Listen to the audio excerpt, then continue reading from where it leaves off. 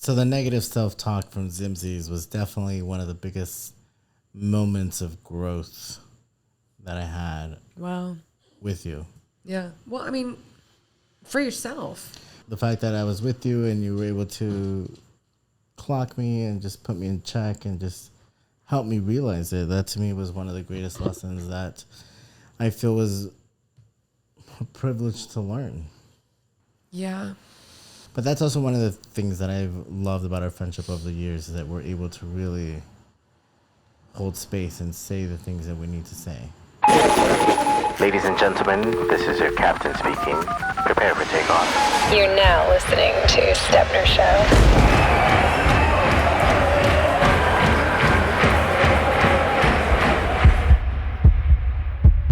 There comes a point in your life, right, where if you're not hanging around people that you feel like you can be completely honest with, where do you find that? Exactly. You know what I mean? And are you being completely honest with yourself? And being completely honest with yourself isn't negative self-talk. It's actually coming to the realization that you love yourself today for what you are and what you've been through and what you're going through and what you're doing and what you're going to do. It's all right now. Thoughts of the past, thoughts of the future. Oh, Lola. I lost my train of thought. Thoughts of the past, thoughts of the future. Yeah, thoughts of the future, thoughts of the past. That's all happening right now, and you got to love yourself right now. Right. Because if you don't love yourself today, then that means you've never loved yourself ever. And you know what I mean? Not ever, but right. like, well, if you don't love yourself, when was the last time you did love yourself? What were you doing? Who were you with? Right. Where were you? How were you? Were you healthy? Were you not? Was it an epiphany? You know what I mean? But I think that, you know, being happy, right, with where you're at, but also not being complacent. Right. You can only do so much negative self-talk until it's not doing anything anymore to you. Oh, till like you're desensitized. When you have too much negative self-talk, you become desensitized to how that is actually making you feel. And I feel that I might have been desensitized to that self-talk so that your reaction to it was a new reaction to me that I felt was like a blind spot for me. But have you also ever been that honest with anyone before? Probably not. Exactly. So it was a challenge for you to even open up like that. Right. And I felt that somehow the ability to placing my vulnerability in your hands has always been an experience that every time it happens, I learn something new. Right. And thank you for making it safe to put my vulnerability in your hands and vice versa. Vice versa. Vice versa. To be able to be vulnerable with you is one of the greatest highlights of our friendship, where I feel that I should be like that with everybody. Well, no, you shouldn't be like that with everybody. Ooh. In the past year and a half, this is what I've learned. Tell us, Raquel, what have you learned in the last 18 months? Shut up. Shut up.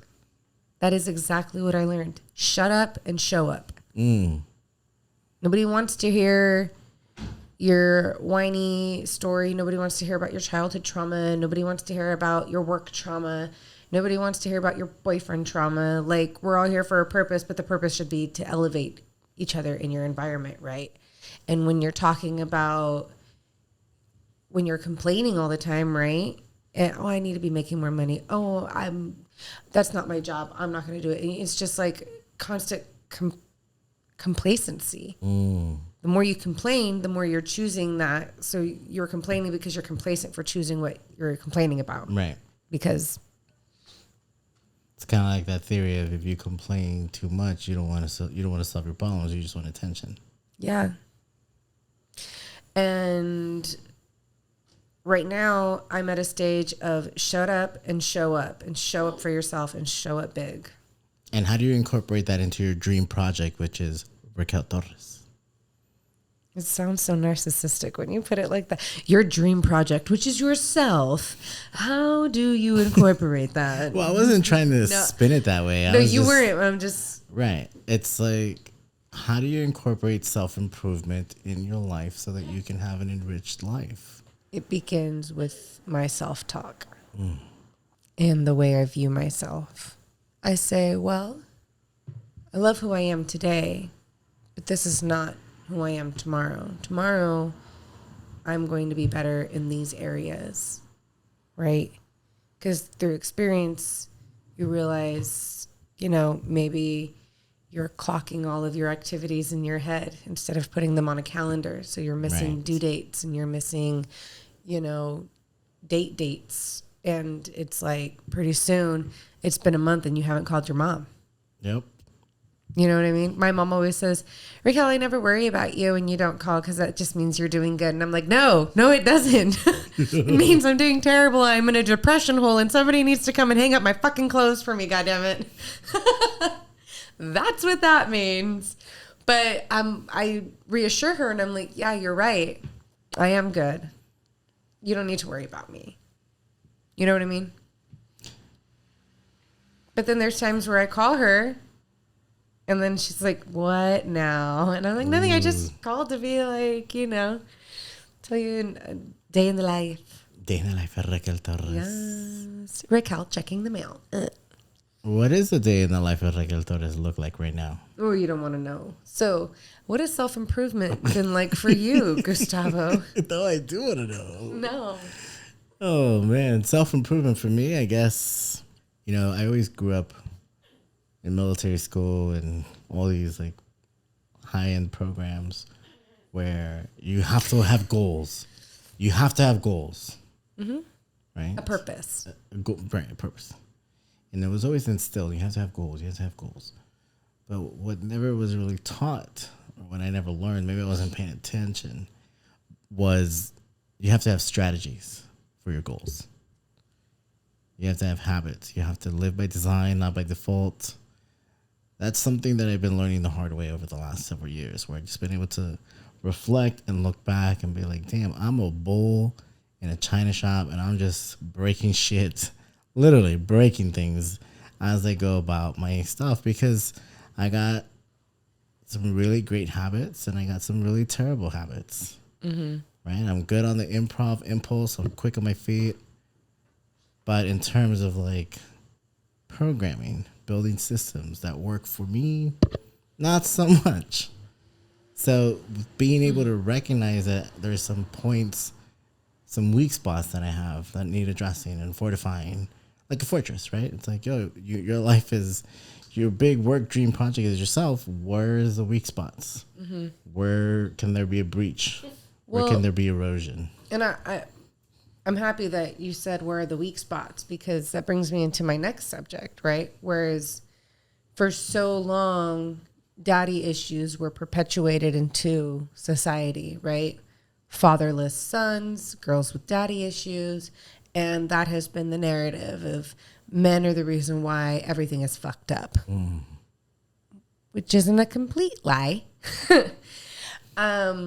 But I think what we have forgotten through this time is mommy issues.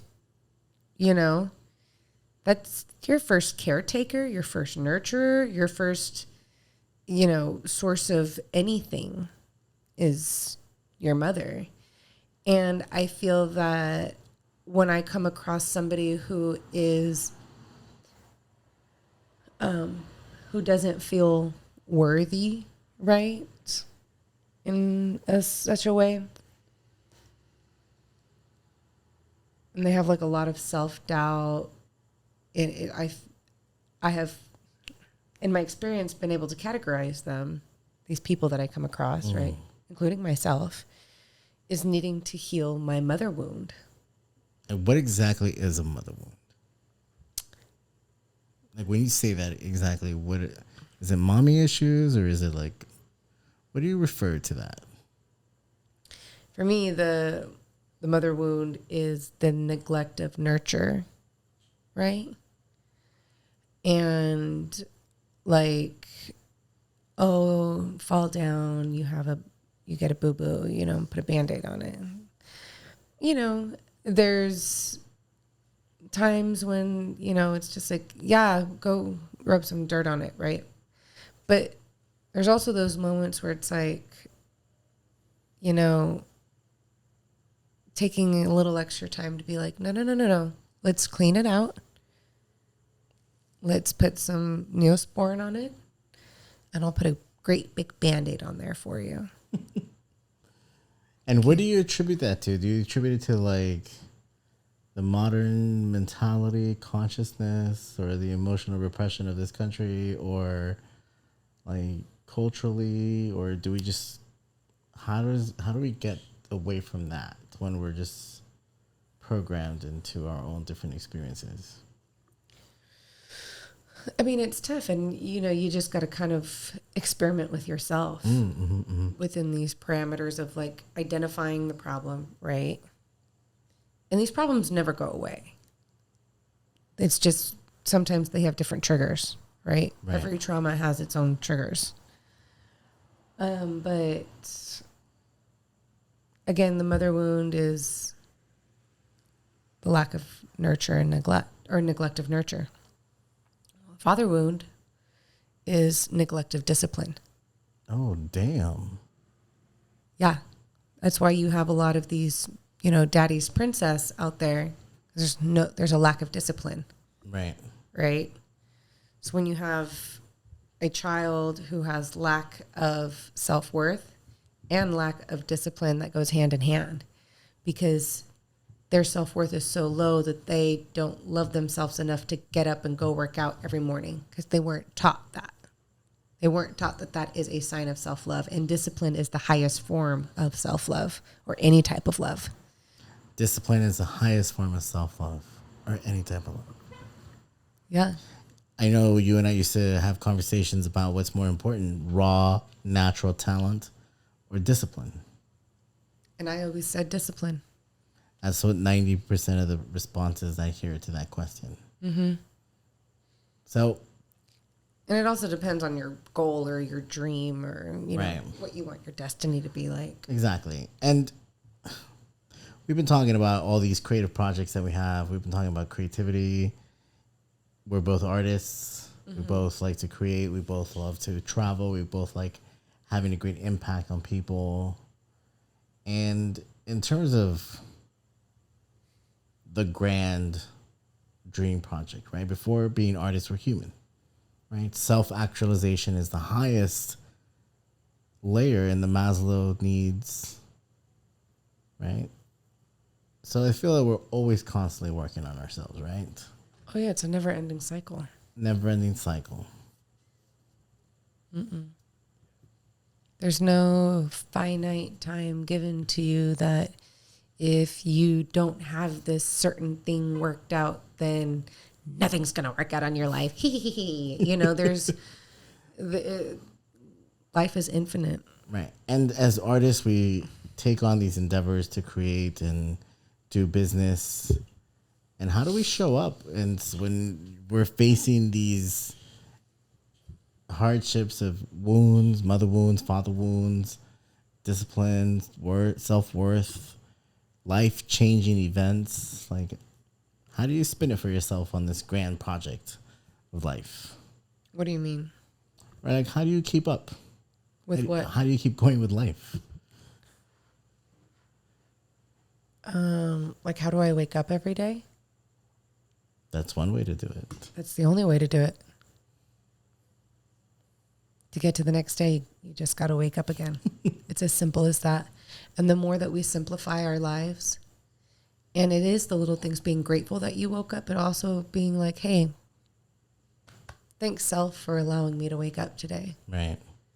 You know, thanks God for giving me the opportunity to choose to live another day.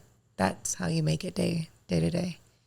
You have to choose to live. It is a choice. Right. And I know when I first started this show, it was really about like, oh, let me entertain myself and learn and teach and learn. And the more I do these, the more that I learn, and the more we crystallize and encapsulate and put this conversation into a time capsule. And I just want to say thank you for your friendship over these last, over this last decade. I feel my life would have been completely different without you. Wow. Thanks. You're welcome. I mean, I agree on a lot of that, because I don't even want to know who that girl could have been in a different dimension, different timeline, different world, different universe. Absolutely. Outer space, under the sea, who knows? Under the sea. But how do you do it? I don't like pain.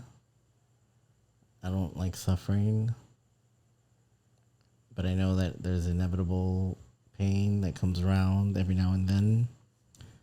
And experiencing loss and pain in my life, I feel that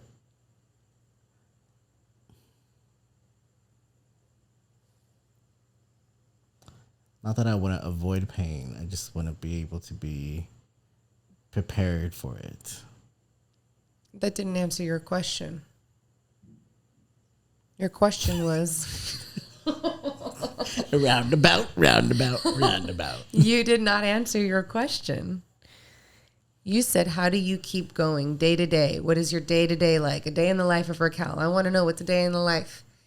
You've claimed earlier that I was this positive, being, right? But everything that you see in me is within you. So if you say you look at me and you think, wow, she's got all this positive energy. If I have, right, you exude that too, is what I'm saying. Because if we're constantly energizing each other, right, there's got to be like an 80-20, 60-40 all the time. Right. I think I've always loved the sense of adventure, where I felt that I grew up in a very sheltered environment, and being able to break out of that environment and go see the world, for me, was something I didn't want to miss. Right? So every day, no matter how big or small the adventures are, I really always strive for that, right? To go live a well-examined life and go to the adventures, learn. Because to me, the knowledge is always the most invigorating part of the life experience, where you get to learn and share. Oh, yeah, and I've definitely seen you take your life experiences. Do you plan them, or do you just, at the drop of a dime, say, I'm going to Russia to watch the World Cup? I think that one was half and half. Okay. It was like poorly planned, but still planned, but mostly improvised. And that's what made it so fun. Didn't you forget your passport or something? I sure did. You were so focused on getting all of the stuff that you needed, like all the extra stuff that they were making you take. Exactly. That you forgot your passport. Exactly. But the sense of adventure, I think, is, and taking someone along with me, right? And there's one project that we did that I feel is my favorite. Oh, God, another one of his favorites. Because this one actually made it out of the vaults and actually hit and made it out to the world. It's when we went to the circus. Because it was raining, we were stuck inside, and it was a legitimate surprise.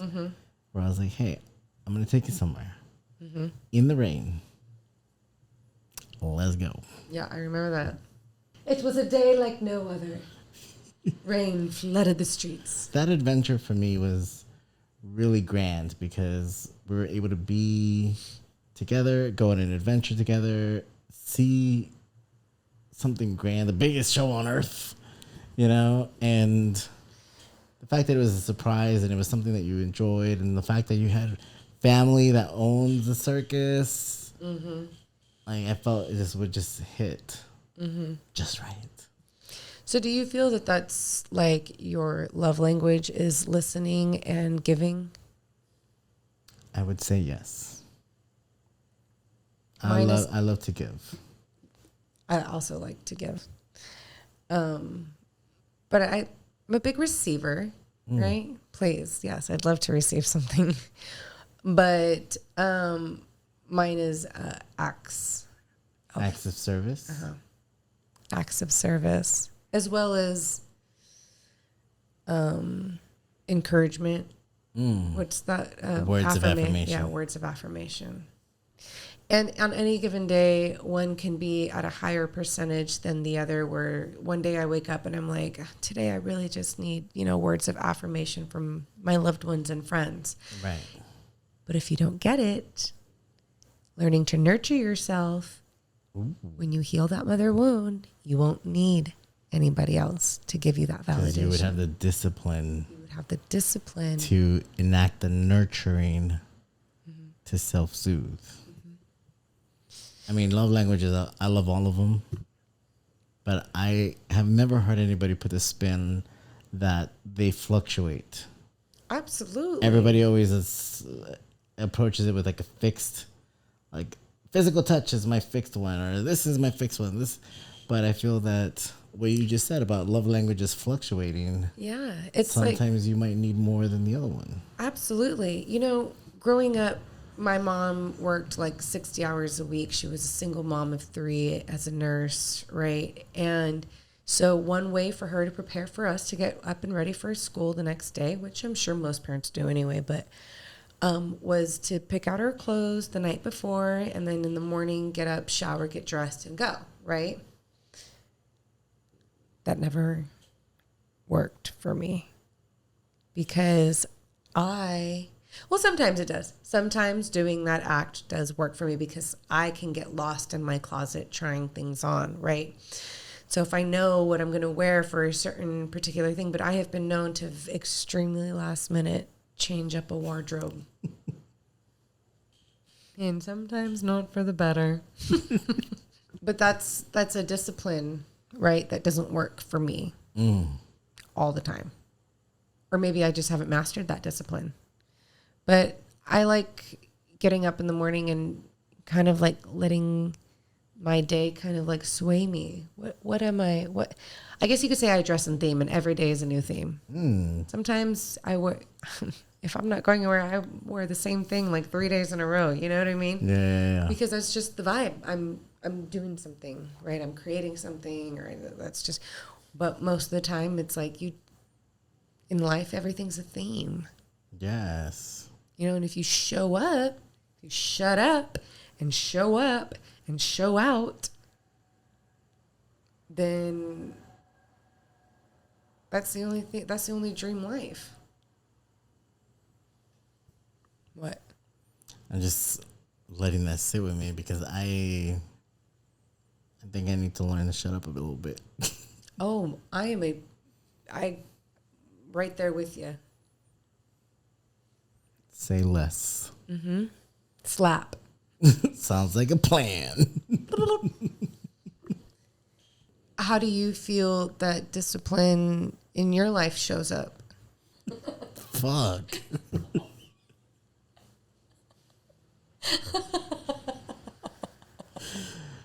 I would say my work ethic is where my discipline really shows up.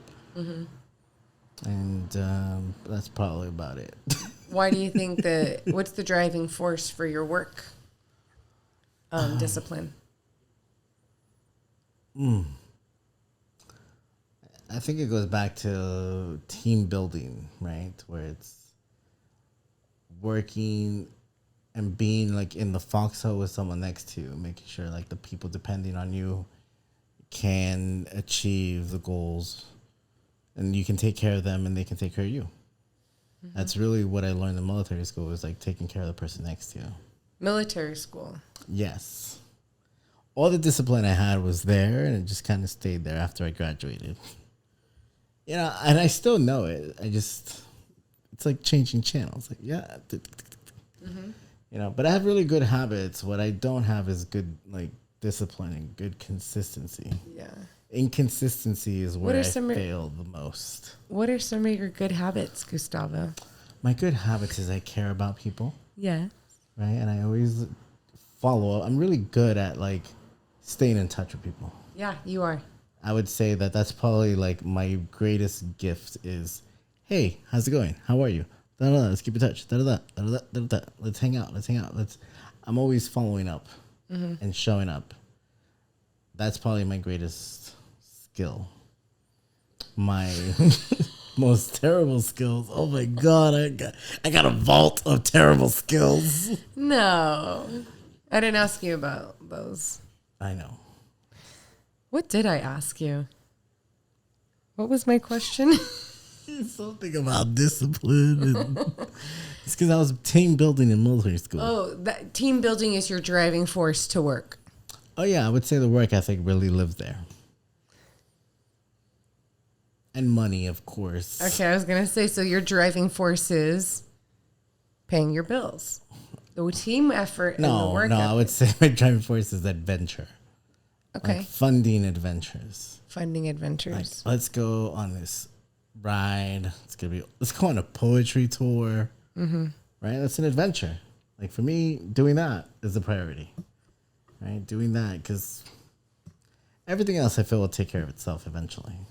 Mm-hmm. I'll get around to it. Mm-hmm. That's where I don't have discipline. You like how I just full circled that without even saying anything? Raquel wants to checkmate me here. Battle of the wits. That's what, that's one of my difficulties too. Again, I am a compulsive spender. But in order to fund my compulsive spending habits, my driving force is working and making money for that. Right, of course. Right? But in order for me to have those experiences and those shopping sprees and things like that, I have to make sure that my living situation is on point. And that's, I think, where a lot of people lack discipline is because they're so focused on fear of missing out that they're buying. Trust me, I did this all throughout my 20s, which was just yesterday. It was just last year. I'm only 21. But yeah, I need to dial it up on the discipline. Like, there's some areas that need improvement for sure. And you did a really good job of showing me that these last few days. Sorry. Thank you for your patience. Like you held the mirror up and you were like kicking over rocks and stuff. I care about you. I know. And I appreciate that. And that is one of my Even though it's so uncomfortable sometimes. I know it is. Imagine having that conversation with yourself. How uncomfortable that is. Yeah, that's why I'm just like, I'll get around to it. Yeah, I know. That getting around to it, though. That's kill you. It'll kill you. It will. Because you know why? Tomorrow isn't promised. That's so true. How many days did it take us to do this podcast? Several days. Yeah. Why? Because there was so much that had to go into pre-production. Right. But I've been wanting to do this podcast since I saw you in January. Oh, really? Yeah. But, things happen.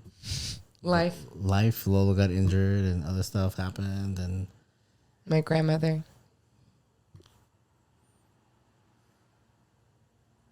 So I'm very grateful for you to make time to do this so that we can commemorate some time together. Put it in the time capsule. Put it in a time capsule, bring out some stuff out the vault. Mm-hmm. Any final thoughts? There it is.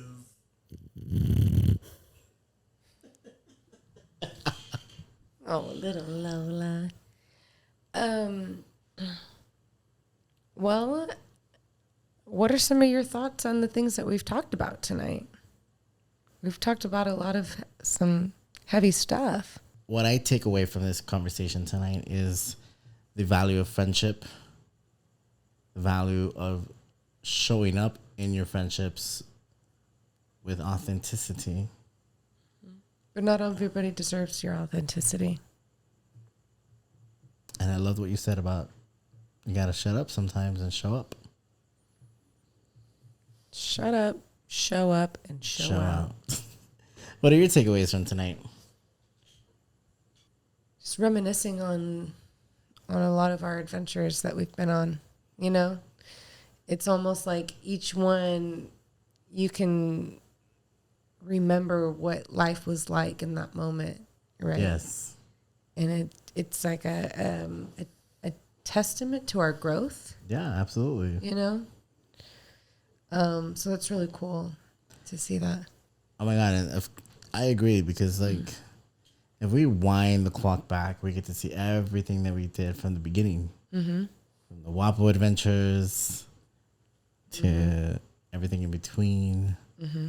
Right? Having people, our phones are ringing to bring our skill set to their projects as well. Mm-hmm. Right? We got Malibu people. We got Marina Vela. URP. Oh, shut up. You know what I'm saying? So I think we make a really great team because we are a great team in life as friends. And I appreciate your friendship. I appreciate your friendship. I look forward to doing more stuff though. Yeah, for real. I mean, I got stuff I'm working on. Like what? What are you working on? I mean, I got a feature film screenplay. Oh my God. That I started writing at your house. That's right. 8 months ago. How did we forget about this? So many things. Life. Laugh. You know? And that's something I definitely want to realize and make one day. And right now, in everything that we've talked about, right? About wounds and disciplines. I think writing the script is a cathartic way of healing those wounds. I think strategizing on how to make this is really about nurturing and discipline together, right? And getting this movie made, to me, if I were to die like in a year, and if this is the only movie I get to make, I feel it would represent who I am as a person, but also the experiences that I feel are the most memorable for me to share with others. And I would love for you to be a part of that journey. But, you know, maybe we talk more in detail when things are a bit better to prepare and do. But yeah. Yeah. My helicopter's here. I gotta go. You want to come with me? He's right above us. I know. It's so crazy. That's a loud one. It's a double one. There's more than one. That's gonna be LAPD for sure. Or military. Are the aliens here? They been here, girl. Why don't you go outside and look? Don't get abducted. No, thank you. Don't get abducted. No, thanks. I used to have some crazy nightmares. I have nightmares. Like when you would leave town for work, right? Mm-hmm. I was so scared I would sleep in the living room because that's where the TV was, right? Mm-hmm, mm-hmm. And the babysitter. Basically.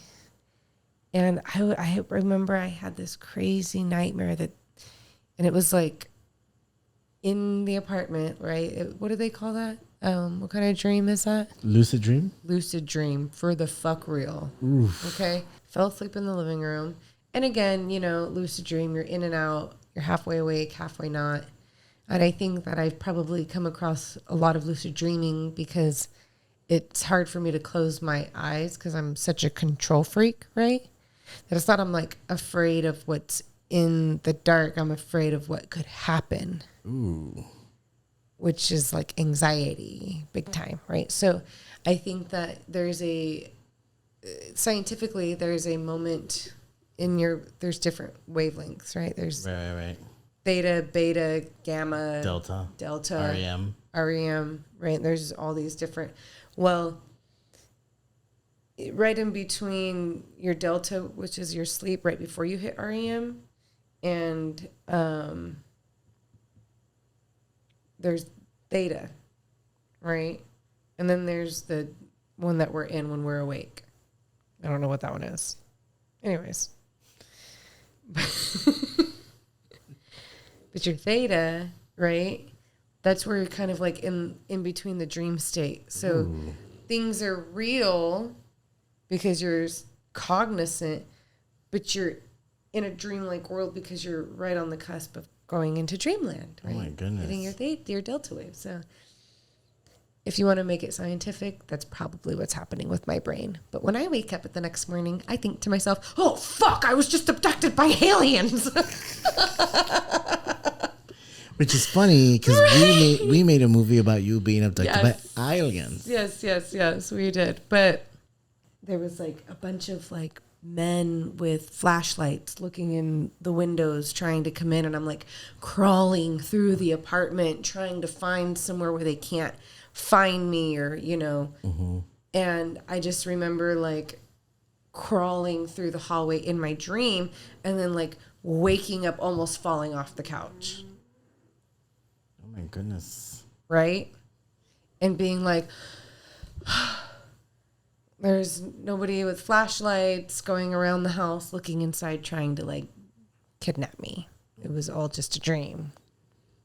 But I had that dream at Happy House.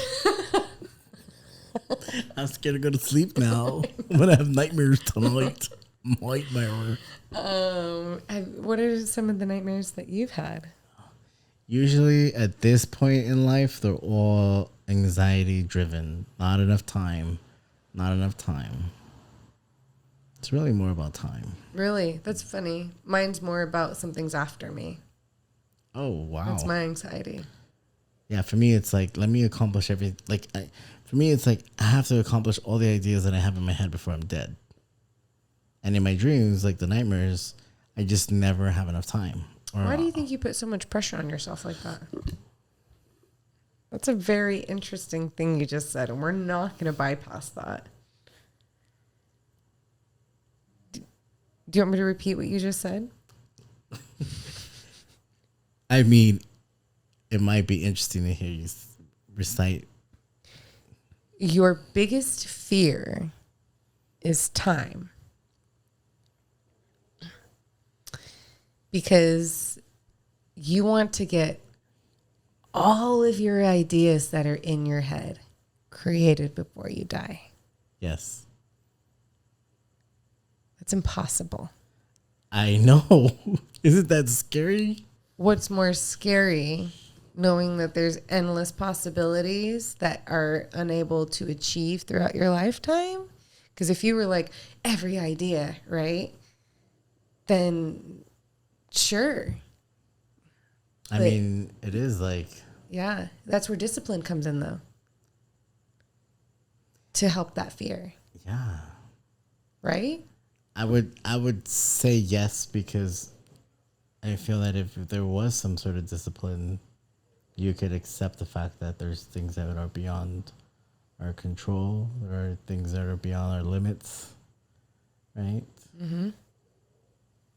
But sometimes I feel like a mad scientist where I'm like, I have all these ideas in my head, and to be able to put them out is so daunting sometimes because there's never enough time. Well, you're looking at the big mountain. Right. And if there's never enough time, who's in charge of the time? Are you in charge of the time? No, but it actually just made me think about what you said earlier today. What if the weekends didn't exist? Exactly. So you are in control of time. But if time is a construct, right? Mm-hmm. If what? If time is a construct? I mean, I don't think I'm in control of time. Yeah, of course you are. No, because eventually I'll be dead. If I had to control the time, I'd be slow it down. That's life and death. Right. Time does slow down. I've seen it with my eyes.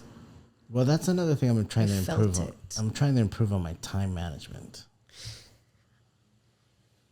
which is a whole different line. You know, I'm really good at visualizing it here. Well, I want to get back to your fear. Oh, yeah. Fear of not enough time. Right? I don't know where that comes from. It's a natural human emotion, I believe. Oh, good. Yeah, you're not the only one. No. It's not a Goose exclusive? No. Thank God. I know. Imagine being the only one with that thought, but that's a natural human sensation. Oof. Yeah, it's a sensation to feel that.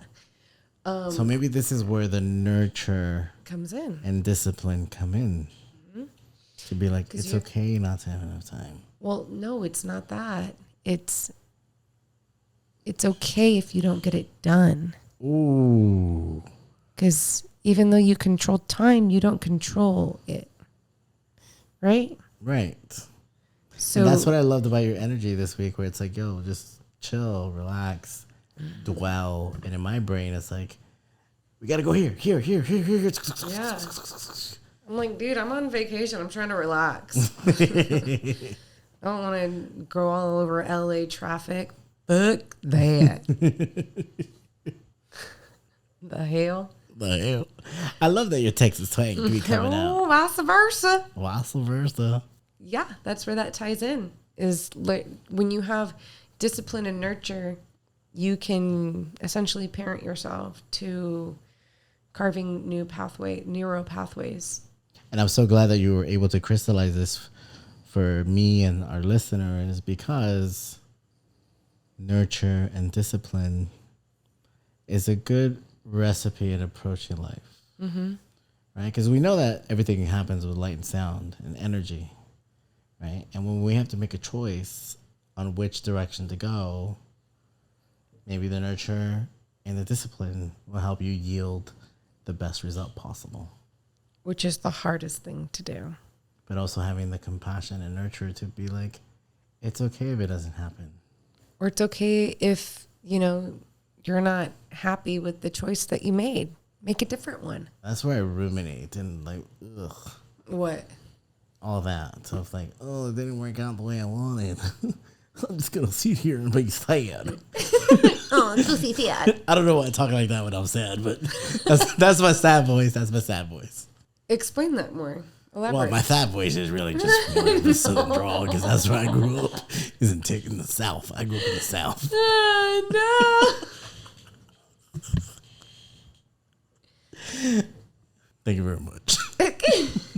Well, that's one way of looking at it. Oh my God, you brought out Gladys. Elaborate on that though more. One of my biggest problems is that I ruminate and like missed opportunities, bad results. And you cycle through them. Yeah. And beat yourself up every time a cycle. I got that movie playing. I got them intrusive thoughts, right? Yeah. So, but I'm working on it. Aren't we all? Exactly. That's my dream project. See, the dream project, if I were to take it and simplify it and dumb it down, it's maybe the dream project is to learn not to overthink. And maybe not overthinking can just ease the pressure to allow other flow. Yeah.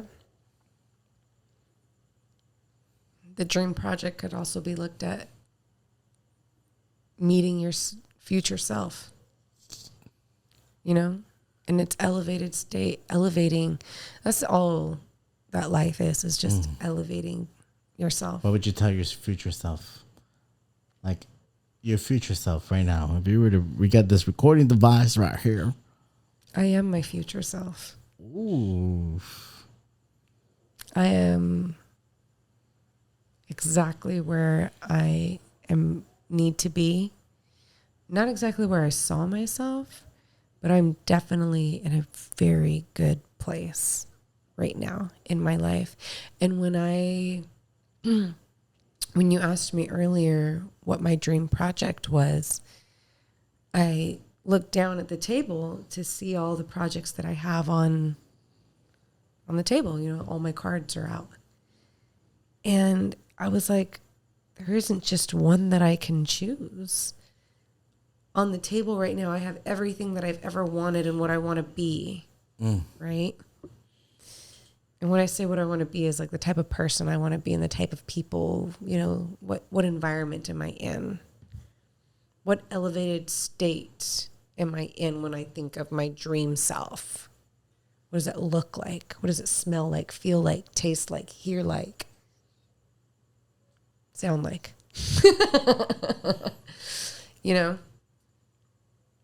And it all just starts with your personal self-talk. Raquel Torres, thank you very much. That is the most eloquent way I've ever heard that put. Thanks.